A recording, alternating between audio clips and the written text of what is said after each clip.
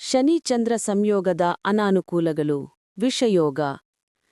ಜ್ಯೋತಿಷ್ಯದಲ್ಲಿ ಶನಿ ಮತ್ತು ಚಂದ್ರ ಒಟ್ಟಿಗೆ ಸೇರಿ ಜನನ ಜಾತಕದಲ್ಲಿ ಸಂಯೋಗವನ್ನು ಉಂಟುಮಾಡುವುದು ಅತ್ಯಂತ ಮಹತ್ವದ ಮತ್ತು ಸಾಮಾನ್ಯವಾಗಿ ಸವಾಲಿನ ಗ್ರಹಗಳ ಸ್ಥಾನಗಳಲ್ಲಿ ಒಂದಾಗಿದೆ.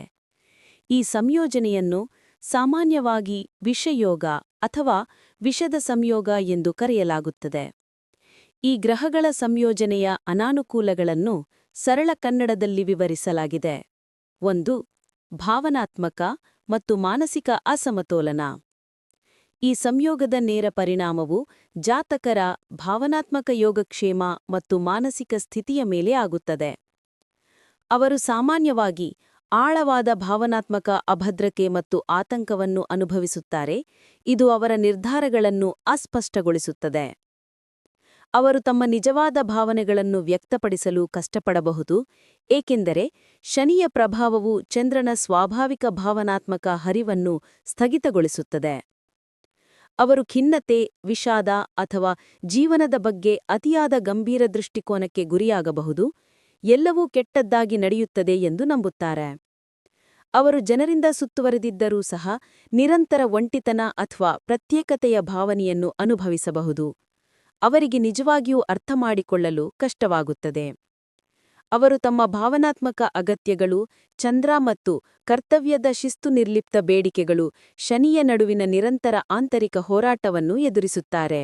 2. ತಾಯಿ ಮತ್ತು ಕುಟುಂಬದೊಂದಿಗಿನ ಸವಾಲುಗಳು. ಚಂದ್ರನು ತಾಯಿ ಮತ್ತು ಆರಂಭಿಕ ಮನೆಯ ವಾತಾವರಣವನ್ನು ಸೂಚಿಸುತ್ತಾನೆ. ಈ ಕ್ಷೇತ್ರದಲ್ಲಿ ಶನಿಯ ಪ್ರಭಾವವು ತೊಂದರೆ, ದೂರ ಅಥವಾ ಬೇಡಿಕೆಯ ಸಂಬಂಧವನ್ನು ತರುತ್ತದೆ.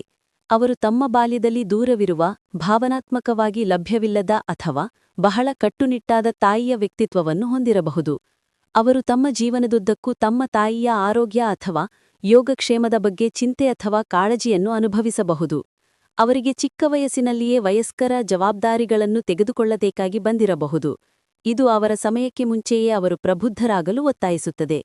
ಅವರು ಶಾಂತಿಯುತ ಆರಾಮದಾಯಕ ಮನೆಯ ಜೀವನವನ್ನು ಸೃಷ್ಟಿಸುವ ಪ್ರಯತ್ನಗಳು, ವಿಳಂಬಗಳು, ಅಡೆತಡೆಗಳು ಅಥವಾ ರಚನಾತ್ಮಕ ಸಮಸ್ಯೆಗಳಿಂದ ಕೂಡಿವೆ ಎಂದು ಕಂಡುಕೊಳ್ಳುತ್ತಾರೆ. 3.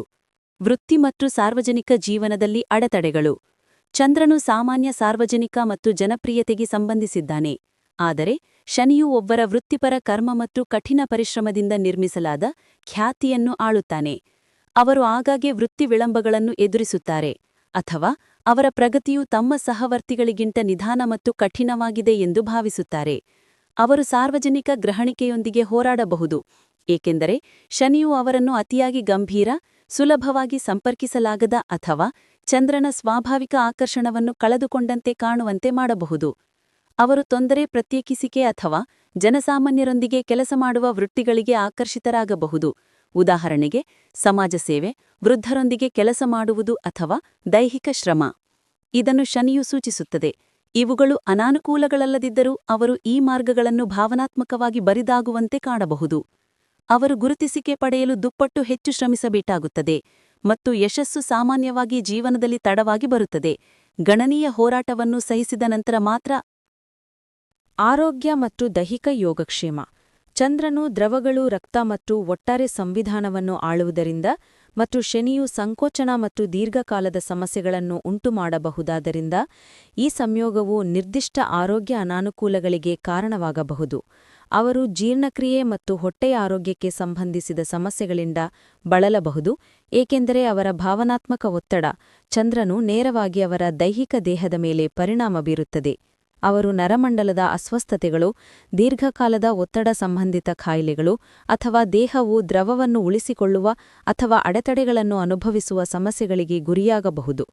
ಅವರು ತಮ್ಮ ಆಹಾರ ಪದ್ಧತಿಯ ಬಗ್ಗೆ ಜಾಗರೂಕರಾಗಿರಬೇಕು, ಏಕೆಂದರೆ ಚಂದ್ರನು ಶನಿಯಿಂದ ಪೀಡಿತನಾದಾಗ ಭಾವನಾತ್ಮಕ ಆಹಾರ ಸೇವನೆ ಅಥವಾ ಪೋಷಣೆಯ ನಿರ್ಲಕ್ಷ್ಯವು ಸಾಮಾನ್ಯ ಮಾದರಿಯಾಗಿದೆ.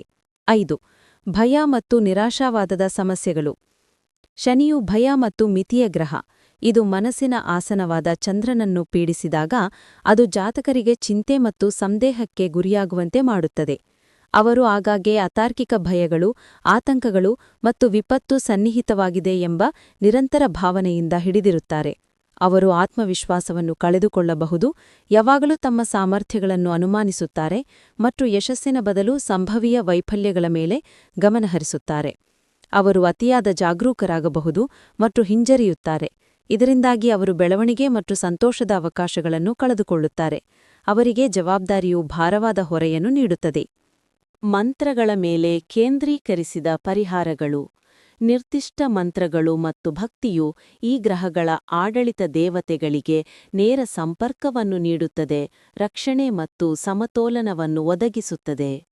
ಅವರು ನಿಯಮಿತವಾಗಿ ಮಹಾಮೃತ್ಯುಂಜಯ ಮಂತ್ರವನ್ನು ಓಂ ತ್ರಯಂಬಕಂ ಯಜಾಮಹೇ ಎಂದು ಜಪಿಸಬೇಕು.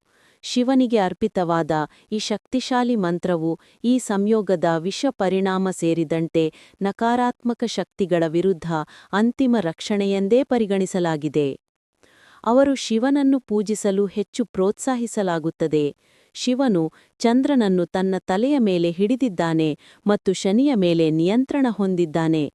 ಇದು ಈ ಸಂಯೋಜನವನ್ನು ಸಮತೋಲನಗೊಳಿಸಲು ಅವರನ್ನು ಸರ್ವೋಚ್ಚ ದೇವತೆಯನ್ನಾಗಿ ಮಾಡುತ್ತದೆ. ಅವರು ಪ್ರತಿದಿನ ಶಿವಲಿಂಗಕ್ಕೆ ನೀರನ್ನು ಅರ್ಪಿಸಬಹುದು ಅಥವಾ ಓಂ ನಮಃ ಶಿವಾಯ ಎಂದು ಜಪಿಸಬಹುದು. ಅವರು ಚಂದ್ರಬೀಜ ಮಂತ್ರವನ್ನು ಓಂ ಸೋಂ ಸೋಮಾಯ ನಮಃ ಅಥವಾ ಶನಿಬೀಜ ಮಂತ್ರವನ್ನು ಓಂ. ಜೀವನಶೈಲಿ ಮತ್ತು ದೈಹಿಕ ಯೋಗಕ್ಷೇಮಕ್ಕೆ ಸಂಬಂಧಿಸಿದ ಪರಿಹಾರಗಳು. ಸಂಯೋಗವು ಆಗಾಗ್ಗೆ ಆರೋಗ್ಯ ಮತ್ತು ಪೋಷಣೆಯ ಸಮಸ್ಯೆಗಳನ್ನು ಉಂಟುಮಾಡುವುದರಿಂದ ಈ ದೈಹಿಕ ಪರಿಹಾರಗಳು ಬಹಳ ಮುಖ್ಯ. ಅವರು ಸಾಕಷ್ಟು ಜಲಸಂಚಯನ ಮತ್ತು ಸರಿಯಾದ ಆಹಾರವನ್ನು ಖಚಿತಪಡಿಸಿಕೊಳ್ಳಬೇಕು. ಚಂದ್ರನು ನೀರು ಮತ್ತು ಪೋಷಣೆಯನ್ನು ಆಳುತ್ತಾನೆ. ಅವರು ಜಂಕ್ ಫುಡ್ ಅನ್ನು ತಪ್ಪಿಸಬೇಕು ಮತ್ತು ಸರಳ, ಮನೆಯಲ್ಲಿ ತಯಾರಿಸಿದ, ಸುಲಭವಾಗಿ ಜೀರ್ಣವಾಗುವ ಊಟವನ್ನು, ವಿಶೇಷವಾಗಿ ಹಾಲು ಮತ್ತು ಅನ್ನವನ್ನು ಆರಿಸಿಕೊಳ್ಳಬೇಕು. ಅವರು ಬಿಳಿ ಮತ್ತು ತಿಳಿ ನೀಲಿ ಬಣ್ಣಗಳನ್ನು ಧರಿಸಬೇಕು. ಬಿಳಿ ಮತ್ತು ಕ್ರೀಮ್ ಬಣ್ಣಗಳು ಚಂದ್ರನನ್ನು ಬಲಪಡಿಸುತ್ತವೆ ಮತ್ತು ತಿಳಿ ನೀಲಿ ಬಣ್ಣವು ಶನಿ ಶಕ್ತಿಯನ್ನು ಶಾಂತ ರೀತಿಯಲ್ಲಿ ನಿರ್ದೇಶಿಸಲು ಸಹಾಯ ಮಾಡುತ್ತದೆ. ಅವರು ಕಪ್ಪು ಮತ್ತು ಗಾಢ ಬಣ್ಣಗಳ ಅತಿಯಾದ ಬಳಕೆಯನ್ನು ತಪ್ಪಿಸಬೇಕು. ಅವರು ನೈಸರ್ಗಿಕ ಜಲಮೂಲಗಳ ಬಳಿ ಸಮಯ ಕಳೆಯಬೇಕು. ಚಂದ್ರನು ನೀರಿನಿಂದ ಶಾಂತನಾಗುತ್ತಾನೆ. ಸಮುದ್ರ, ನದಿ ಅಥವಾ ಸರೋವರದ ಬಳಿ ಸಮಯ ಕಳೆಯುವುದು ಅಥವಾ ಸರಳವಾಗಿ ಕುಳಿತು ಚಂದ್ರನ ಬೆಳಕನ್ನು ನೋಡುವುದು ಅವರಿಗೆ ಆಳವಾದ ಚಿಕಿತ್ಸಕವಾಗಬಹುದು. ಅವರು ಮಣ್ಣು, ಜೇಡಿಮಣ್ಣು ಅಥವಾ ತೋಟಗಾರಿಕೆಯೊಂದಿಗೆ ಕೆಲಸ ಮಾಡುವುದರಿಂದ ಸ್ಥಿರತೆಯನ್ನು ಕಂಡುಕೊಳ್ಳಬಹುದು. ಭೂಮಿಯ ಚಟುವಟಿಕೆಗಳು ಶನಿಯಿಂದ ಆಡಲ್ಪಡುತ್ತವೆ. ಚಂಚಲ ಭಾವನೆಗಳನ್ನು ಸ್ಥಿರಗೊಳಿಸಲು ಸಹಾಯ ಮಾಡುತ್ತವೆ. ಅವರು ತಾಳ್ಮೆ, ಪುನರಾವಿತ ದೈಹಿಕ ಕೆಲಸವನ್ನು ಒಳಗೊಂಡಿರುವ ಹವ್ಯಾಸಗಳಲ್ಲಿ ತೊಡಗಿಸಿಕೊಳ್ಳಬೇಕು. ತಾಯಿ ಮತ್ತು ಸಂಬಂಧಗಳಿಗೆ ಸಂಬಂಧಿಸಿದ ಪರಿಹಾರಗಳು. ತಾಯಿಗೆ ಸಂಬಂಧಿಸಿದ ನಕಾರಾತ್ಮಕ ಕರ್ಮ ಸಂಬಂಧಕ್ಕೆ ನಿರ್ದಿಷ್ಟ ಪರಿಹಾರದ ಅಗತ್ಯವಿದೆ. ಅವರು ತಮ್ಮ ತಾಯಿ ಅಥವಾ ತಾಯಿಯ ವ್ಯಕ್ತಿಯನ್ನು ಗೌರವಿಸಲು ಮತ್ತು ಸೇವೆ ಮಾಡಲು ಪ್ರಜ್ಞಾಪೂರ್ವಕ ಪ್ರಯತ್ನ ಮಾಡಬೇಕು. ಸಂಬಂಧವು ಕಷ್ಟಕರವಾಗಿದ್ದರೂ ಸಹ ತಮ್ಮ ತಾಯಿಗೆ ನಿಜವಾದ ಸೇವೆ ಅಥವಾ ಸಹಾಯವನ್ನು ನೀಡುವುದು ಚಂದ್ರನ ಪೀಡಿತತೆಯನ್ನು ಶಾಂತಗೊಳಿಸಲು ಸಹಾಯ ಮಾಡುತ್ತದೆ. ಅವರು ಕ್ಷಮಿಸಲು ಮತ್ತು ಹಿಂದಿನ ಭಾವನಾತ್ಮಕ ನೋವನ್ನು ಬಿಡುಗಡೆ ಮಾಡಲು ಕಲಿಯಬೇಕು.